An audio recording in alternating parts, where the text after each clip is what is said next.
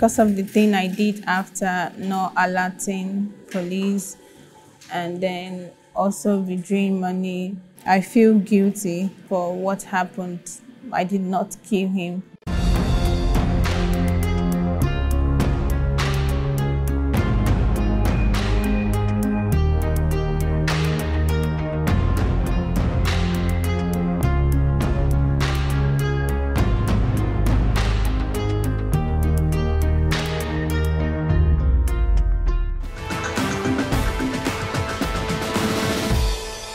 Welcome to this week's special edition of Crime Fighters, the Police and You Case File.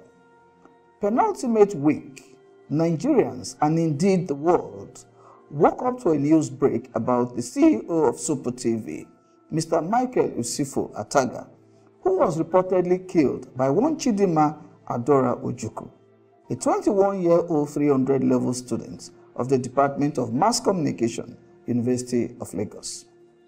Prior to the news break, the said victim was found dead in a serviced apartment in Lekki Phase 1, Lagos. The media was agog with speculations and theories about who could be responsible for his death. There were insinuations that the said media entrepreneur could have been killed by assassins. By the dawn of Thursday, 24th June 2021, the Commissioner of Police Lagos State Command, Hakeem Odumosun, paraded a young lady, Chidinma Adora Ojukwu, who confessed to the crime in the full glare of the press and members of the public. On the 15th of June 2021, so the lady there by name Chidinma, so a 21-year-old lady and 300-level mass communication students of University of Lagos checked in into a service apartment in Lekki with the late man on that Sunday. So they were there together as friends. On Tuesday, she departed, left the man inside. So when the man did not come out on Tuesday, on Wednesday, I think, those who are evacuating the trash bins, so went in to do their normal duty and discovered that the door to the apartment was a bit half opened. The door was opened and to remove the trash, and the man was found on the floor in the pool of his blood with the boxers only on. And that was the story, that was the beginning. And we started our investigation. So we started doing all the leads. Yesterday night, we were able to track her and got her arrested. So, and she has confessed to the committal of the offense. If she'll tell you her story by herself. He asked me to get a shortlet where we can stay. So I got it. I checked for it online and then I sent it. I sent to him. He said I should go check it out. Then I went to check it out, and then he paid for it. That was how it is that day. On Monday we were together drinking, smoking. We had fun. So I went to get food for all of us, both of us, I mean. And then that was what happened. Then on Tuesday, he was trying to make advances on me, which I was tired, but he became violent on it. So he got his way, which I let him. And then in the afternoon, towards afternoon, we ordered for smoke. And also roofies together. So that was what we took. And then we ate the food that we had on Monday. So we became high, and I wasn't happy for the first one he did, so I was still on my own, just smoking and drinking with my food that I've eaten. So he too was on his own couch. Then he came on to me while I was watching a movie. We were both watching a movie. So he came on to me and was like, I was like, no, I'm not happy with what you did in the first one. And then I was like, you don't help me, you don't assist me in anything, but yet you just playing with me around. And then he was like, oh, okay, take my ATM now, I can go and withdraw. what she wants. And then he said the pin. I was like, that's not what I meant. So it became violence or trying to get to me, and I was resisting and defending myself. And at some point, he hit my head on the wall, and I also retaliated. And also, at some point, it was choking me, which I was on the kitchen cabinet. I lay on the kitchen cabinet while he was choking me, and then I stretched out the knife, and then I stabbed his neck. The first one was twice the stance, the first one on the neck side. That was the first one. And then when I stabbed him the first one twice, I threw the knife on the bed. Then he was going for it while I went for it.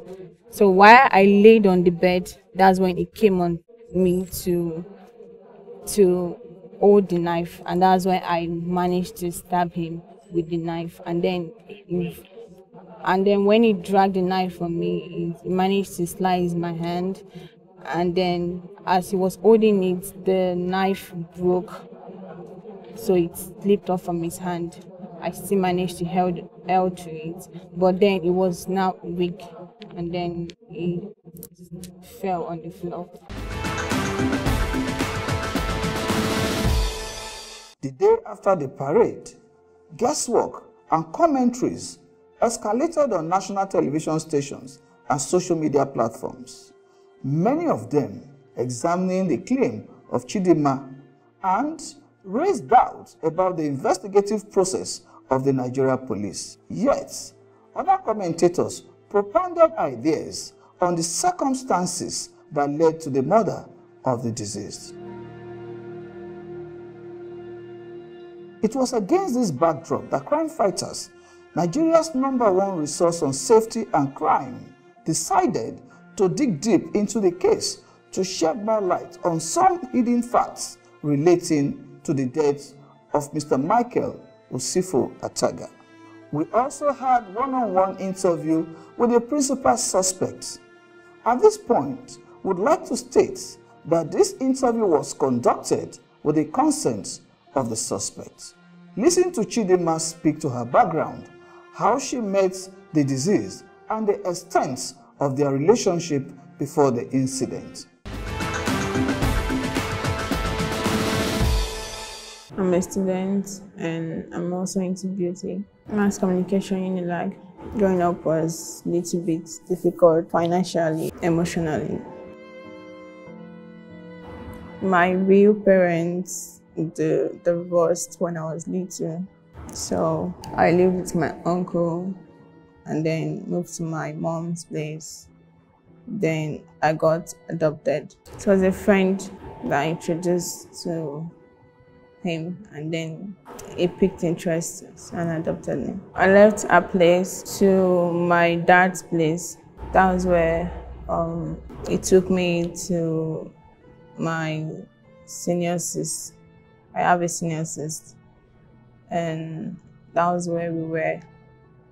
So we had problem with the accommodation, and then she met somebody that introduced to my dad now, and then he adopted me. From my uncle's place, went to government school, which I didn't finish. Then went to my mom's place. She didn't put me through school throughout where I was with her before taking me to my dad's place. Then my dad's place to my sister's place, which I didn't go to school till I got adopted. Then I went to school. I stopped at that JSS when my aunt left me to my mom's place at JS2. So the next time I was entering school was SS1. I went to Sibman College. It's around Sabo. From SS2, there was no finance to further up, so I was out from school and I was doing lesson. So I wrote my JAM, WAEC and NECO, and I passed and entered into Unilag. I was not much of a talker or associating with people. I just more of on my own. It was through a girl that I know. She was a friend to his friend, So she invited me out. I met her in a group where I was added randomly. That was how we got talking. When we exchanged contacts, it was already late at that time for me to go back home. So we decided, okay, let's go to your house. My house was on the mainland, so it was late to go back home. That's when we went home to his house at VGC. We had movies, we had drinks, and he had smoke also. Next day morning, I went home. Some weeks after, we met again. He doesn't talk much about himself. He's quite busy, like a busy person. I would say that at some point in time, got to know that he likes to carry girls, and he smokes, he drinks, and takes drug also. So I don't know deep about him. His character, he gets angry easily. He has issue with his wife.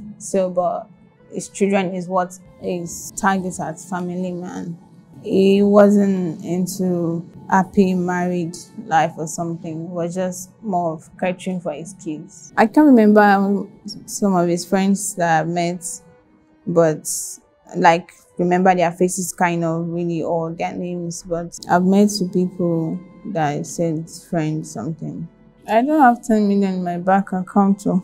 I have like 400 or 500 accounts. Michael gave me his laptop. He had 2 laptops, so I told him that I wanted laptop, so he gave me one, and that was what I sold to get the money. It was a Mac Pro. I wasn't doing ushering when I was with him anymore. I was getting more from him than doing the ushering, so there was no need ushering. Ushering can be 15K, 20K. It gives me more than the ushering. The apartment where it was said it was leaking, so then they said I should book. They said it was free and I too was free, so let's then see. It was Sunday on the 13th June. I decided to check online about the shortlets because it said that I didn't want hotel. There will not be Netflix, or it will not be fun being in the house or something. So that was when I decided to check for a shortlet. So I sent it to him and he said it was okay. Then he said I should go check the place out. So I checked it and it was okay. Then he made payment. He sent 105. That was for 4 days. After I paid the money, so after 1 hour, he came. When he came, then we went to get food. We went out to eat and also get drinks. And we're just indoor, watching movie, drinking, smoking. He woke up before me, but I was still feeling sleepy and dizzy because of the smoke, drink, and the drug. So he asked what I need, what we need. So I was we need to buy food and drug because the drug that we brought already finished. He sent the money to their account. Why the other one, he gave me the card because I was trying to make payments and it didn't go through. So he gave me the card. I didn't have access to his card, but I know the PIN code. Before I was leaving, he stood up to lock the door. But when I got in, I was knocking. As there was no answer, I opened the door, was already open, it wasn't locked. And the duvet was on the floor, plus pillows. The bed, the couch was facing the door, and the bed was stained with blood already. And the floor where it was blood, and then music was on, the TV was on. The room was already disarranged, someone broke in. Then I saw him on the floor. I didn't know what to do. I took my things with his thing and left. I was afraid. I didn't know if I have raised alarm, they would have arrested me for doing it, because I and him were just the only people in the room. I was, I just left. I was packing my things to leave. Then I noticed that my clothes was stained, so I changed it to another. I took the bag that contained his ID and documents, bank statements. My bag was already on the floor. I met my bag on the floor, and then the stuff it was with was on the TV set. That's where the stuff I took was on the TV set. So I just packed them and just put them into the nylon and left. I took his phone. The following week, I was home. Then I went out to withdraw some money from the ATM that I was with. I withdrew 200. Before that day, on Tuesday, he already told me that he's going to give me the money that I requested for. And when I came out, when I was arrested, and they were saying I made away with 5 million naira, there was no 5 million naira in the account. I just did it. It's not like I had something to do with his death. I never had anything to do with his death. The lady that I rented the apartment from, I had to message her that she should please probably send the security guy to check on him. That I haven't heard from him. That's what I said to her. And they came to my house and they arrested me, took me to station. I didn't involve anybody. I don't know who must have come into the apartment. Definitely somebody did that, but I don't know who that person is. I don't know what happened when I left to buy the food. I don't know. Because of the thing I did after not alerting police and then also withdrawing money, I feel guilty for what happened. I did not kill him. Knowing for whether I did not kill him, but my doings, taking his money and not reporting the police, I believe that somebody knew where we were and then waited till I left before they could enter. The pressure and people, when I was confronting the security guy, and it was like, no, nobody entered into the apartment, that it was just me that entered into the apartment. And knowing full well of what I did, withdrawing his money, I just took the blame on myself that since no one believes, let me just take it. No one is influencing my statements. I've not spoken to anybody in my relation or anybody. I've just been in the self since. Viewers may observe that the story the suspect recently told journalists during the parade about how she allegedly killed Mr. Usifo Ataga at the press briefing is at variance with the one she shared with crime fighters in our exclusive interview. Crime fighters equally visited the scene of crime, and here are some images. Viewers' discretion is hereby advised.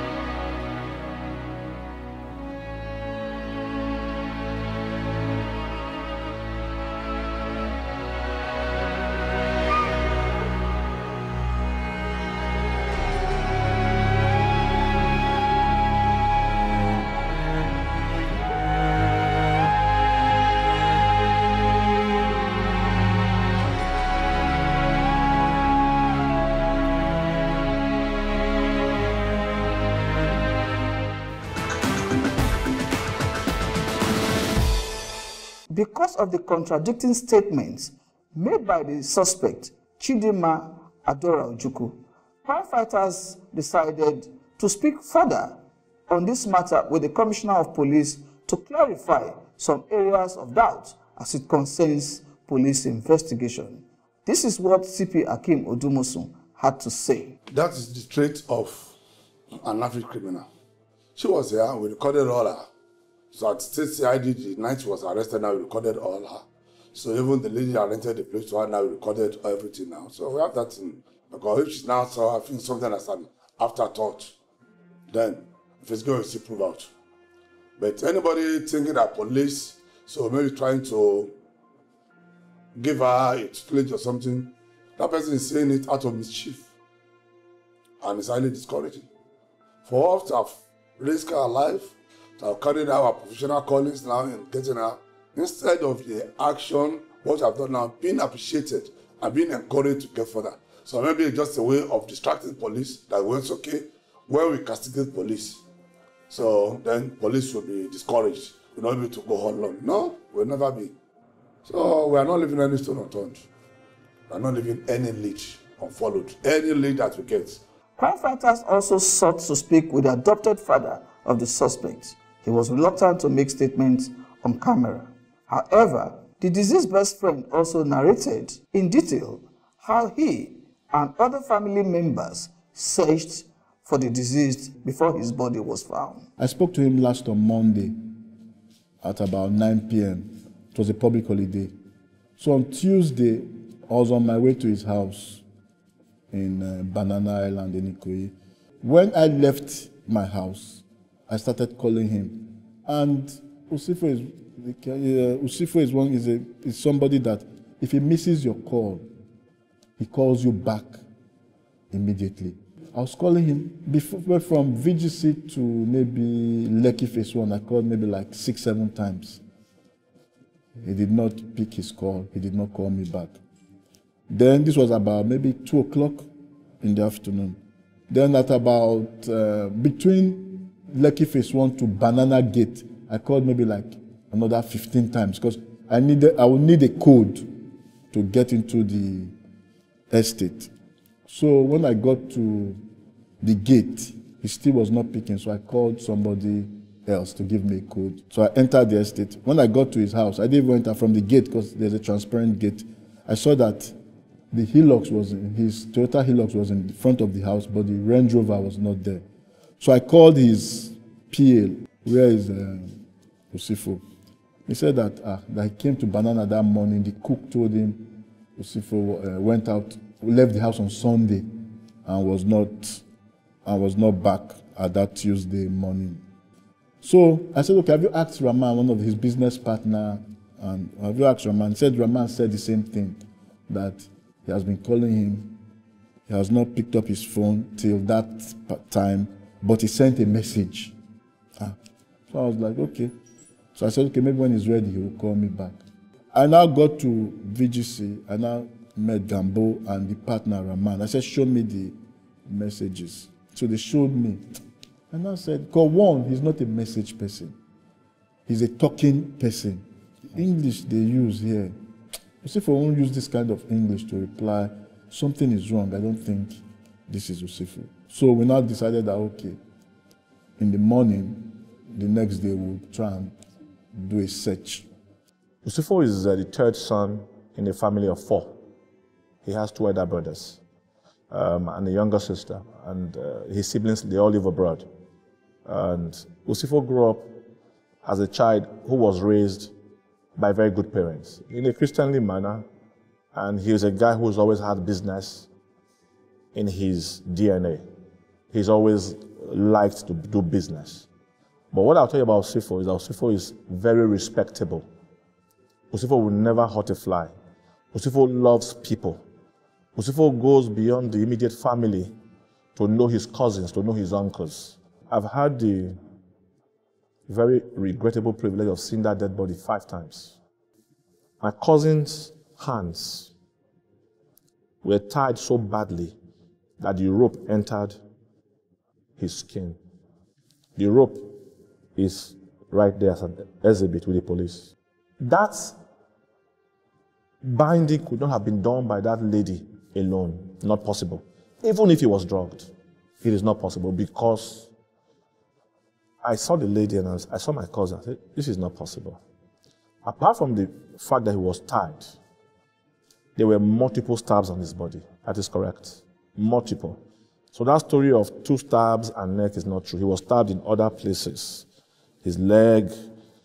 In fact, in Yaba mortuary, the attendants were so dramatic that they told us clearly, the stabbing here was so bad that it's a hole. The guy stuck his 2 fingers into my cousin's body in my presence. I am serious. The Doppler vein, he was stabbed here deliberately. So whether he was just stabbed on the neck, no, he was stabbed on the Doppler vein twice. He was stabbed on his body multiply. Obviously, we're yet to see the end of police investigation on this matter. However, Crime Fighters has limited itself to the narrative of all parties concerned and wishes to state that tonight's presentation is without prejudice to the ongoing investigation and judicial process that will follow. In conclusion, it is important to understand that the behavior and where people grow up and associate is closely linked to their involvement in crime and antisocial behavior. The role of social environment and social interaction on deviants and criminals cannot be divorced. Thanks for watching. Until we come your way again next week, stay blessed.